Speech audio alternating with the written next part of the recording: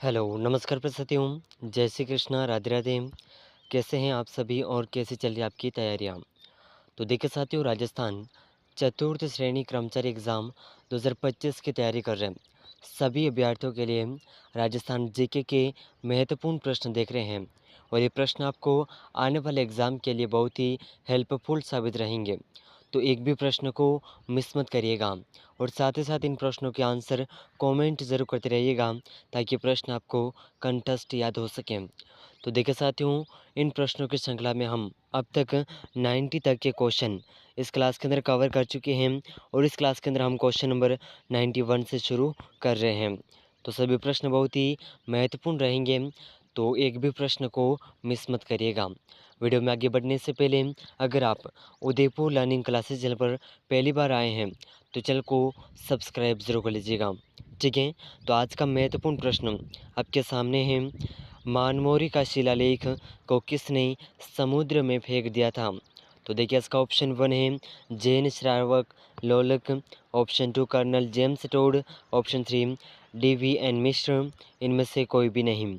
तो देखिए इन चारों ऑप्शन में से सही आंसर होगा मानमोरी के शिलालेख को जिसने समुद्र में फेंका, यह है colonel James Tod, option B.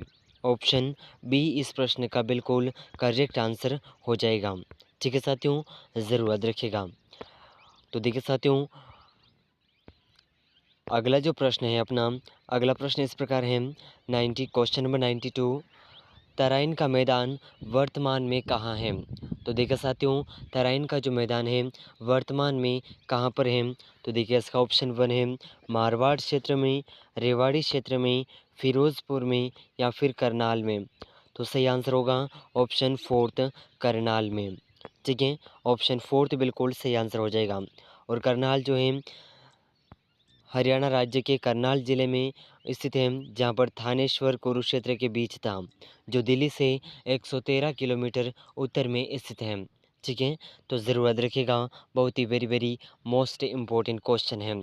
ठीक है, चलिए अगला प्रश्न, क्वेश्चन नंबर 93, महाराणा प्रताप की मृत्यु कहाँ हुई थी? तो देखिए साथियों, महाराणा प्रताप की मृत्यु कौन से स्थान पर हुई थी? तो देखिए इसका ऑप्शन 1 है चावंड में, चित्तौड़गढ़ में, ओसिया में, हल्दीघाटी में। ठीक है, तो देखिए इन चारों ऑप्शन में से सही आंसर होगा महाराणा प्रताप की मृत्यु चावंड में हुई थी।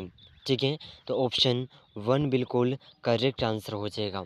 ठीक है, ऑप्शन 1 बिल्कुल सही आंसर हो जाएगा।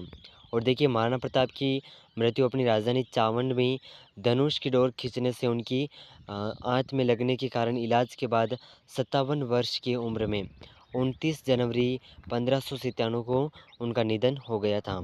ठीक है, ज़रूर याद रखिएगा। अगला प्रश्न है क्वेश्चन नंबर 94, राजस्थान के ओसिया का प्राचीन नाम क्या था? तो देखिए साथियों, सभी प्रश्नों के आंसर साथ ही साथ कमेंट करते रहिएगा, बहुत ही very very most important question है।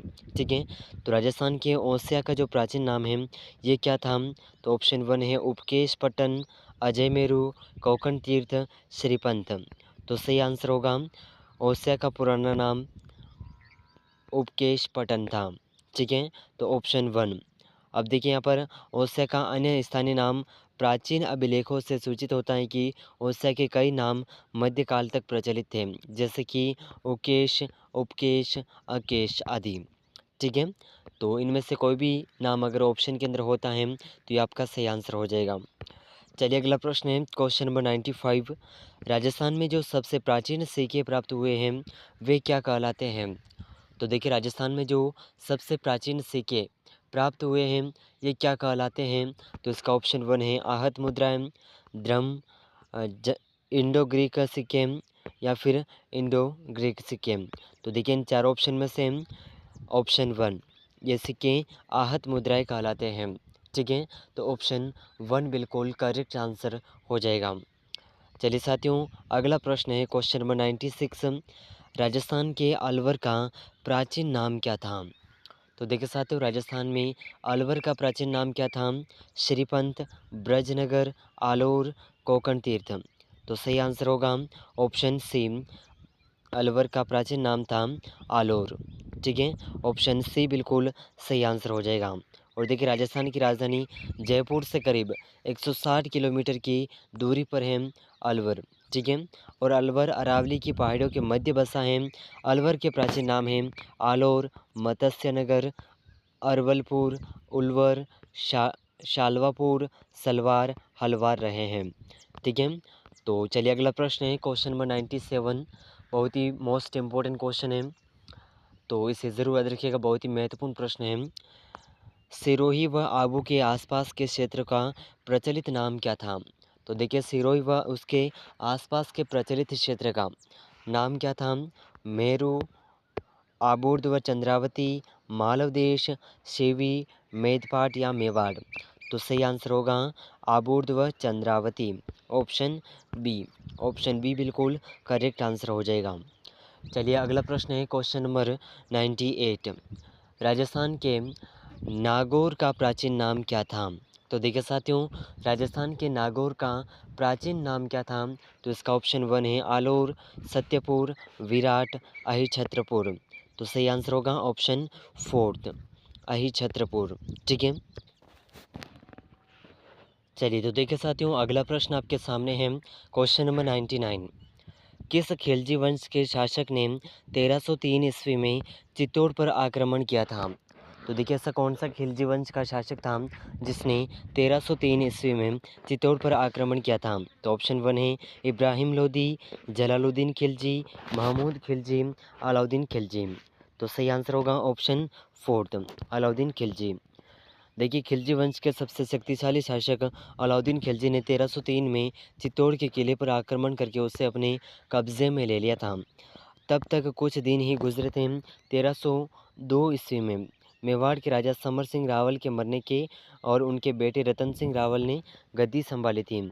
उसके बाद में महमूद खिलजी अलाउद्दीन खिलजी ने यहाँ पर आक्रमण कर दिया था। चलिए अगला प्रश्न है क्वेश्चन नंबर 100।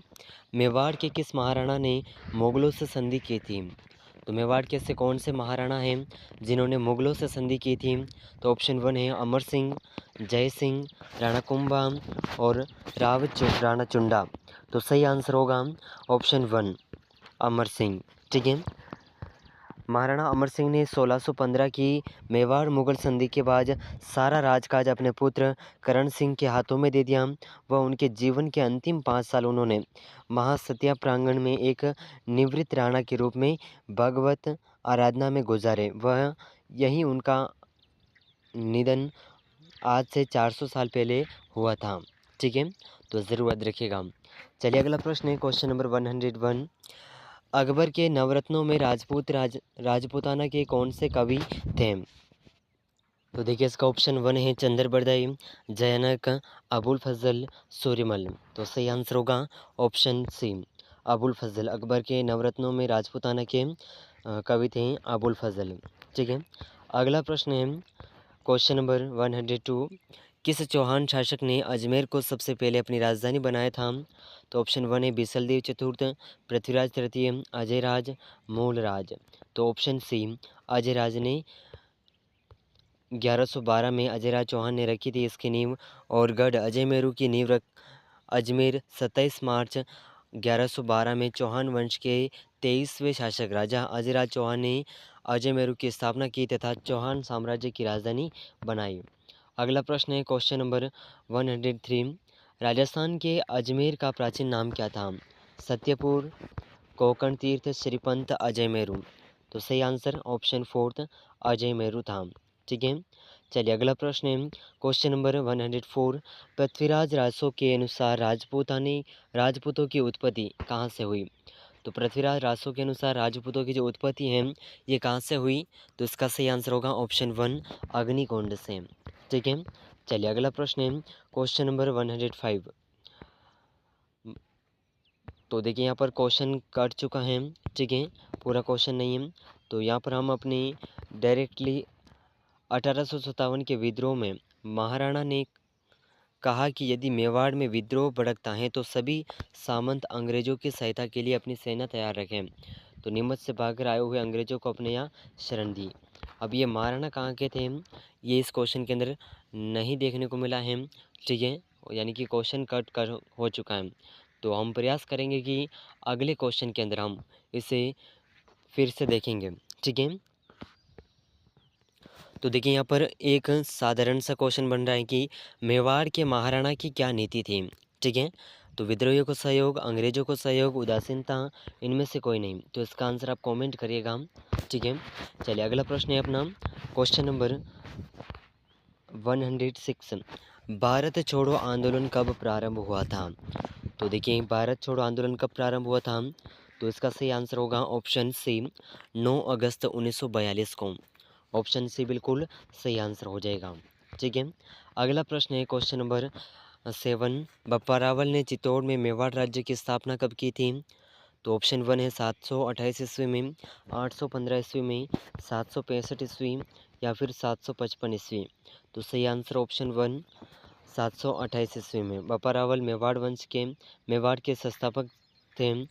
कुछ जगहों पर इनका नाम कालभोज है और गोहिल वंश संस्थापक राजा गोहादित्य इसी राजवंश में से सिसोदिया वंश का निकास माना जाता है, जिनमें आगे चलकर महान राजा राणा कुंभा, राणा सांगा और महाराणा प्रताप हुए थे। तो चलिए अगला प्रश्न है क्वेश्चन नंबर 8।